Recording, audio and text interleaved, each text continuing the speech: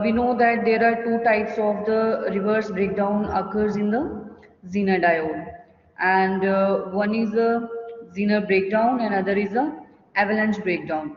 So how these breakdowns are different from each other and how they are occurring in the Zener diode, so we will discuss today. Zener breakdown occurs at voltage less than 6 volt. Means the reverse voltage we are applying to the diode is less than 6 volt, means reverse voltage is low voltage in case of Zener breakdown is occurring. But in case of avalanche breakdown occurs when you have given high reverse voltage and that reverse voltage is greater than 6. So how these breakdowns are different from each other? So I will tell you this. Firstly, avalanche breakdown. So how this avalanche breakdown is occurring in the Zener diode? We know that in case of Zener diode, when we are reverse biasing it, and that reverse bias, what will do?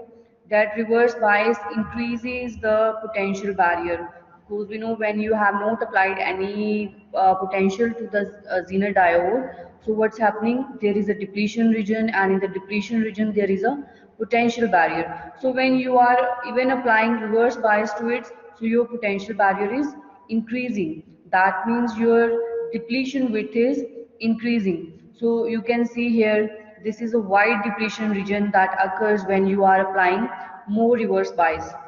Because in that case, you see, Zener diodes are specially designed diode. Because in case of specially designing, what we do, we made the depletion region of the diodes very thin by controlling some parameters like what impurities you are adding, how much impurities you are adding. So depending upon these parameters, you can make your depletion region as thin as you want. But what's happening, because when you are applying reverse voltage, your depletion region width is increasing. In the case of N type, we have majority carriers electron but minority carriers hole, and in case of P type, we have majority carriers holes and minority carriers electrons. So these holes cannot move from P to N when you are applying reverse voltage. But what happens when you apply positive voltage? These can move across the junction. But when you have applied reverse voltage, these holes cannot move from P to N due to presence of these positive charges on the N side of this diode. But there are minority carriers in case of P are electrons. So these electrons can move from this junction. Holes cannot move from P to N, but electrons, those are minority carriers in the P, they can move from this P to N. And in similar, holes can move from N to P across this junction. But when you have applied so much high voltage to this diode, there is generation of charge carriers also takes place, because we have given so much high voltage and these charge carriers are thermally excited, and even the covalent bonds, they can break, because when covalent bonds is breaking, electron can move from this valence band to conduction band, and in that case electron and holes are free to move. Suppose we have a covalent bond in this side, P type, and electrons and holes can be liberated when a covalent bond breaks in the P type. So what happened, and you have given so much high voltage, so this electron can now move across the junction, because firstly, when you have given no voltage, only minority carriers are moving. But what happening when you are giving high voltage, covalent bonds are breaking electron and hole pair. So even if this electron, which is liberated in now the P type, can move across the junction due to the high field, this high energy electron can even collide with the more covalent bonds, and even they can liberate more electron pairs. More covalent bonds will break.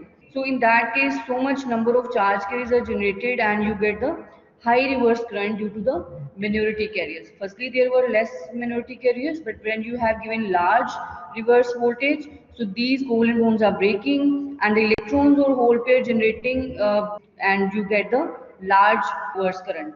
So, and this cumulative process of these covalent bonds are breaking and those electrons are then colliding with the covalent bonds, and more generation of charge carriers there. So you get very large current, and that breakdown we named as a avalanche breakdown. In the case of avalanche breakdown, we see your depletion region thickness is very large. But in case of Zener breakdown, we are seeing that voltage is less than 6 volt.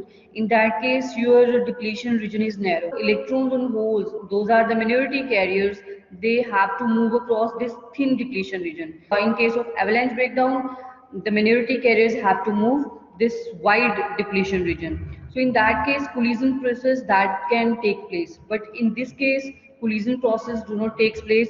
But in this case, we understand that electric field is equal to V by L. So V is the potential, L is this length of this depletion region. We know that there is a potential barrier across this depletion region. There is negative charge across this P type and positive charge across this N type. So there is a potential barrier. And when it is thin, so what's happening when L is small and V is large, so what will be there? Electric field will be large. But in that case, in the avalanche breakdown, we have large voltage, but we have also large depletion region. So even in case of Zener breakdown, when you have applied less voltage, we have a 6 volt Zener diode. So in that case, electric field around this depletion region is very large. In this case, even if this is possible that one covalent bond can be broken in this depletion region.